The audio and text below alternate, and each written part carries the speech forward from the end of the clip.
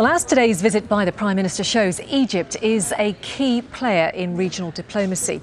From 1948 to 1967, in fact, the Gaza Strip was under Egyptian military administration. That changed with the Six-Day War, when Israel seized both Gaza and Egypt's Sinai Peninsula.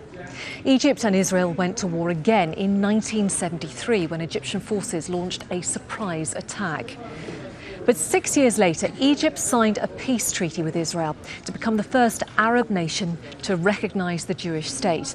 In the 30 years that have followed, Egypt did little in the face of Israeli aggression against other Arabs in the occupied territories and Lebanon. But the Arab Spring may have changed things. This is the first large-scale Israeli operation since Hosni Mubarak was forced from power, and Egypt's new leaders, of course, are under pressures from voters who overwhelmingly support the Palestinians. Well, joining me now in the studio is Ibrahim Sharqieh. He's the Deputy Director at the Brookings Centre in Doha. And I've also got Youcef Bouandel, a Professor of International Affairs at Qatar University. Gentlemen, thanks so much for coming in to Al Jazeera.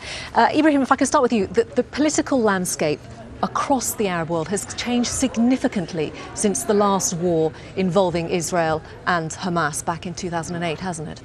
It can't be more different than 2008, actually, because it has been significantly changed, and on a very large scale, whether it's in Egypt, whether it's in Syria, Jordan even, Tunisia.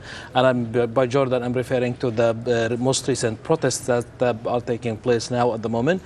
And also, most importantly, is in Syria. In Syria, the regime that used to hold peace for over 40 years now with Israel in the Golan Heights is no longer the same regime. This regime that had very strict control of the Golan Heights is now barely struggling with control in Damascus, the capital of Syria. So, in particular, of course, now Egypt is taking a leadership role again, as used to be not during Mubarak, but as it used to be in the past as well. So this leadership role is by Egypt. We're seeing it back to the stage again, and with a very clear support, unprecedented actually in the last 10 years, I would say, to see a prime minister under the bombing is visiting Gaza and showing support and saying very clear message about the proceedings of the war. But Youcef, how far do you think Egypt might be prepared to go with this latest action that we're seeing in Gaza? Because it still has this peace treaty with Israel. I mean, it's showing visible support. The Prime Minister's been to Gaza earlier today to show support for the Palestinians. But is that just symbolic support? Not necessarily. I don't think this is a symbolic support, because the government, like Dr. Ibrahim just said, the government in Egypt has changed, as did in so many Arab countries.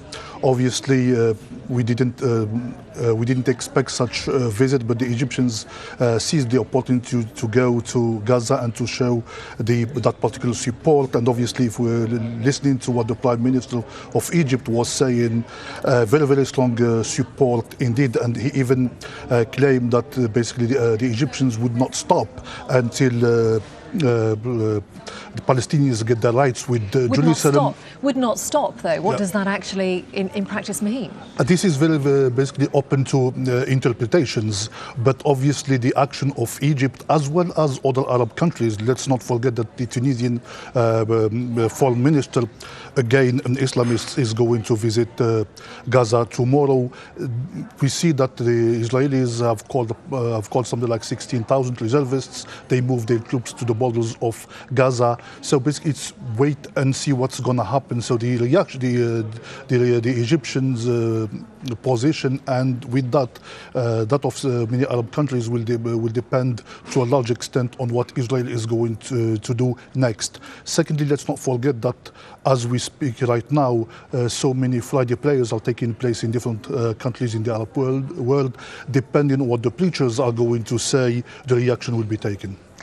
But Ibrahim, what practically can Arab countries do at the moment? They obviously always, as ever, voice their condemnation of any attacks by Israel on Gaza. We know that the Arab League is due to meet on Saturday.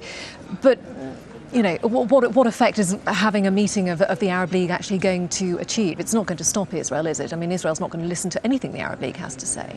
That is, you are absolutely right. So and it's here, just showing support. you are absolutely right. We have to distinguish here between two levels: the diplomatic level and the practical level. On the diplomatic level, Gaza was never short of diplomatic support in the past, whether it's from the Arab League or from any other Arab countries. So we always saw this very clear and very obvious. Now, the practical level, here's where I see some differences actually in terms, in particular, of Egypt. If we compare what's happening now to 2008, in 2008, the Mubarak regime actually in some way could be seen as contributed to the siege and to the war by closing the borders strictly and probably even more strict than that with Israel during the bombing. So that is one big difference. Exactly. So we're no longer seeing that Gaza is closed during the war, and that makes a big difference because with Gaza having access to the rest of the world, and in particular the exit to Egypt, that can make a big difference in terms of the supplies and the support that can come from the rest of the region.